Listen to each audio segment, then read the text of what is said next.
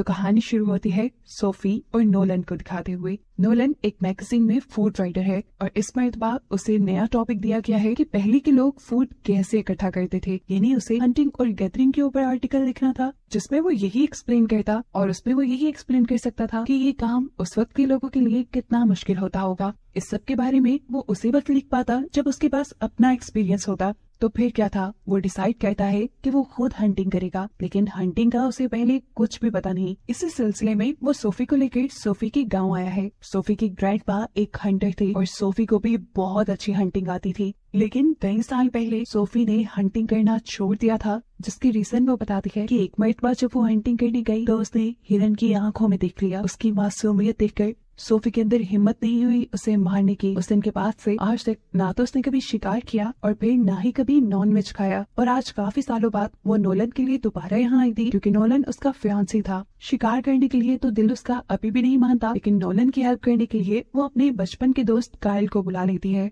Kyle पहले Nolan को तीर चलाना सिखाता है। नोलन सीख तो रहा था, लेकिन तीर चलाकर शिकार करने के लिए बहुत प्रैक्टिस की जरूरत होती है और इन्हें तो शिकार अगली सुबह करना था, इसीलिए काइल उसे राइफल चलाना सिखाता है, जिससे नोलन जल्दी अच्छे निशाने लगाने लगा था। प्रैक्टिस के दौरान काइल और नोलन की काफी बातें हुई, लेकिन काइल का टॉपिक सिर्फ एक ही था कि सोफी उसकी बचपन की दोस्त है, उसके लिए बहुत इंपॉर्टेंट है, उसका बहुत ख्याल रखती है, वगैरह वगैरह। और इस चीज से नोलन बहुत ज्यादा चिढ़ चुका था, क्योंकि सोफी उसकी फियांसी थी और जब कोई दूसरा उसके बारे में ऐसी बातें कर रहा था तो उसे बिल्कुल बर्दाश्त नहीं हुआ। सोफी भी जो काफी टाइम बाद काइल से मिल रही थी, वो भी नोलन को छोड़कर काइल को इम्पोर्टेंस देना शुरू कर देती है और इस चीज से नोलन शदीद चिढ़ जाता है और नाराज होकर कमरे में चला जाता है। उसका ये बिहेवियर सोफी ने नोटिस कर लिया था। वो उसके पीछे जब जाती है तो नोलन उसे ही डांट देता है कि काइल अकेला क्यों आया है, वो अपनी गर्लफ्रेंड को भी तो ला सकता था, उसकी वजह से हमारा ये ट्रिप खराब हो रहा है। देखो नोलन, तुम्हारी वजह से काइल यहाँ आया है, अगर तुम भी उसके पास नहीं जाकर बैठोगे तो क्या फायदा इस सारे ट्रिप का। नोलन को भी अपनी गलती का एहसास हो गया था, इसलिए वो बाहर जाकर सोफी से माफी मांग लेता है। इससे पहले कि कोई दूसरी बात कर लेते, काइल भी इनके पास आ गया और नोलन एक और मरतबा वहाँ से चला गया। यहाँ पर काइल ने सोफी को बताया कि उसका ब्रेकअप हो गया है। उसके बिहेवियर से साफ जाहिर था कि वो सारी बातें सोफी से इसलिए कर रहा है क्योंकि वो सोफी को पसंद करता है और नोलन उसका ये सारा बिहेवियर समझ रहा था। काइल अब सोफी को नोलन के खिलाफ थोड़ा थोड़ा भड़काने भी लगा था, ऐसे जैसे उसे नोलन सोफी के लायक न लगा हो, और इस वजह से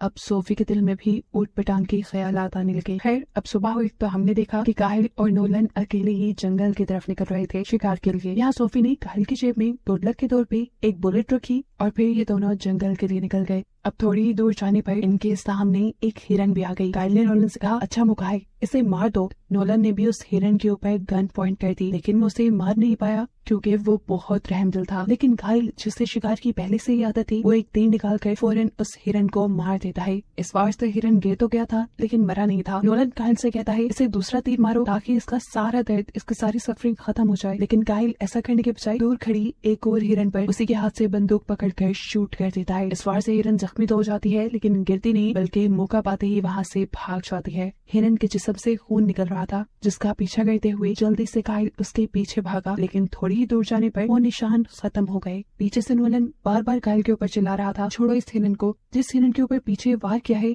पहले उसे जाकर मारते हैं ताकि उसकी सफरिंग खत्म हो जाए। एक तरफ हिरन के भागने और दूसरी तरफ नोलन के शोर मचाने की वजह से काइल बुरी तरह फ्रस्ट्रेट हो गया था।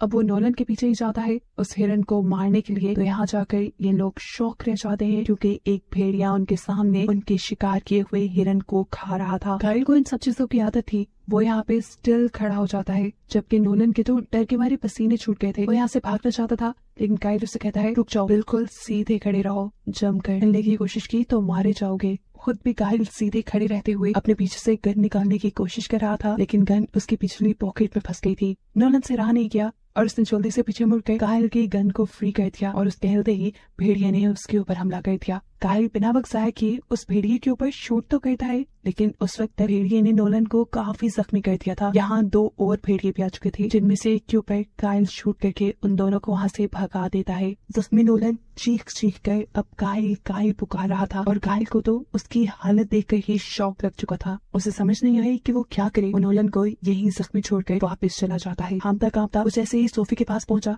तो अब उसकी हालत और भी ज्यादा खराब हो चुकी थी क्योंकि उसे समझ नहीं आ रही थी कि वो सोफी को बताए क्या। सोफी उससे पूछती है नोलन कहाँ है। घबराते हुए उसने जवाब दिया नोलन के ऊपर भेड़ियों ने हमला कर दिया। मैंने उसे बचाने की कोशिश तो की लेकिन तब तक भेड़ियों ने उसे काफी जख्मी कर दिया था। सोफी की आंखें फटी की फटी रह गई। उसे काइल पे यकीन नहीं हो रहा था। वो काइल से पूछती है नोलन जिंदा भी है या मर गया। काइल कहता है पता नहीं, मैं उसे वही छोड़ाया। अब नोलन को बचाने के लिए वो करीब से अपना कुछ जरूरी सामान उठाती है और नोलन को बचाने के लिए जंगल की तरफ निकल जाती है। अब क्योंकि सोफी ये नहीं जानती थी कि काइल और नोलन के साथ वो हादसा कहाँ पे हुआ, इसलिए काइल उसके साथ जाता है। जब तक ये लोग जंगल के उस पॉइंट पे पहुंचे तो वहां जाके इनके होश उड़ गए कि नोलन वहां नहीं था। फ्लैशबैक में दिखाया जाता है असल में नोलन खुद अपनी जान बचाने के लिए आहिस्ता आहिस्ता चलते हुए वहां से दूर निकल आया था। बाइक चलाते हुए सोफी अब वहां पर भी पहुंच जाती है जहां पर इन लोगों ने हिरन का शिकार किया था। इस हिरन को मरा हुआ देखकर सोफी को लगा कि काइल उससे झूठ बोल रहा है। काइल ने बोला था कि वो लोग शिकार कर ही नहीं पाए। अब सोफी को उसके झूठ की वजह से ये लग रहा था कि शायद खुद ही काइल ने नोलन की जेलसी में उसे मार डाला। उसे भी सोफी उसके ऊपर चिल्लाने लग जाती है और बोलती है बताओ कहाँ है नोलन, तुमने उसे मारा है ना। तुम भी उससे जेलस हो रहे थे और नोलन ने मुझे बताया कि रात में तुम्हारी और नोलन की बहस हुई थी मुझे लेकर। तुमने मारा है उसे तो मुझे बता दो। इतनी सारी बातें करने के बाद काइल अपनी सफाई देने के बजाय उल्टा सोफी से कहता है कि नोलन तुम्हारे लायक नहीं, तुम इसे भूल जाओ, उसे छोड़ दो। ये सुनकर सोफी गुस्से से पागल हो गई। उसे यकीन नहीं आ रहा था कि काइल इतना भी बेरहम हो सकता है। गुस्से में वो सिर्फ काइल के मुंह पे पंच ही कर पाती है और वहां से नोलन को ढूंढने के लिए अकेले निकल जाती है। अब जंगल में चलते हुए उसी भेड़ियों के कदमों के निशान नजर आए। वो समझ गई कि यही गरीब ही कहीं नोलन होगा। थोड़ी देर बाद उसे नोलन भी मिल गया। नोलन शदीद जख्मी था। इससे पहले कि वो नोलन की मदद करती उसका अपना ही बाइक लड़खड़ा जाता है। बाइक नोलन को भेंट कर सकता था लेकिन सोफी ने नोलन को बचाने के लिए बाइक की डायरेक्शन मोड़ दी और उसका बाइक इस तरह एक दरख्त से टकरा कर क्रैश हो गया और ऐसे वो खुद भी जख्मी हो गई। यहाँ काइल जो दूरी जंगल में मौजूद था उसके सामने भी अब भेड़िए आ जाते हैं। भेड़िए उसे खौफनाक नजरों से देख रहे थे। काइल अपने आप को बचाने के लिए फौरन ही राइफल निकालता है लेकिन उसकी बदकिस्मती कि उसे पता चला राइफल में गोलियां नहीं है। अपने आप को बचाने के लिए वो तीर कमान निकालता है लेकिन इससे पहले कि वो भेड़िए के ऊपर हमला करता, भेड़िए ने ही उसके ऊपर बुरी तरह हमला कर दिया। दूसरी तरफ सोफी जो कि बाइक से गिर गई थी वो बेहोश हो चुकी थी और जैसे ही उसके ऊपर होश आया एक भेड़िया उसके ऊपर हमला करने ही वाला था लेकिन तेजी से उसने अपना करीब पड़ा हुआ चाकू उठा लिया। वो भेड़िए के ऊपर वार कर ही रही थी कि ढलान से लुढ़क कर वो नीचे गिर गई और इस मर्तबा उसे बहुत बुरी चोट आई थी। उसका हाथ पूरी तरह टूटकर मुड़ चुका था। उसके पास इस वक्त सिर्फ तीर कमान थे अपने आप को इन भेड़ियों से बचाने के लिए, लेकिन दायां हाथ टूटने की वजह से वो तीर कमान चला भी नहीं सकती थी। वो यही सब सोच रही थी कि उसके सामने एक और भेड़िया आ गया। वो हिम्मत करती है और अपने हाथ को खुद ही सीधा करते हुए तीर कमान चलाती है लेकिन टूटा हाथ होने की वजह से निशाना सही नहीं लगता और भेड़िया उसके बहुत करीब आ जाता है। तभी वो नीचे से एक तीर उठाकर भेड़िए के अंदर स्टैब कर देती है और उससे बच जाती है। मुश्किल से हिम्मत करते हुए अब वो जंगल के किनारे तक आई जहाँ आकर उसने देखा कि नोलन खुद ही अपनी मदद करते हुए यहाँ तक आ गया था। वो नोलन को सहारा देकर उठाती है और अपनी गाड़ी की तरफ लेकर चलती है जो काइल उसके साथ लेकर यहाँ आया था। ये लोग जब उस गाड़ी के पास पहुंचे तो काइल को देखकर शॉक हो गए क्योंकि भेड़ियों ने उसका बुरा हाल कर दिया था। उसका आधा मुंह तक भेड़ियों ने खा लिया था और वो मर चुका था। ये देखकर सोफी को रोना तो बहुत आता है लेकिन वो यहाँ रुक नहीं सकती थी क्योंकि खतरा भेड़ियों का भी टला नहीं था। वो नीचे से फ्यूल कैन उठाती है और गाड़ी में फ्यूल भरते हुए वो नोलन को गाड़ी में बिठाकर यहाँ से ले जाती है और इसी के साथ ये कहानी यही खत्म हो जाती है।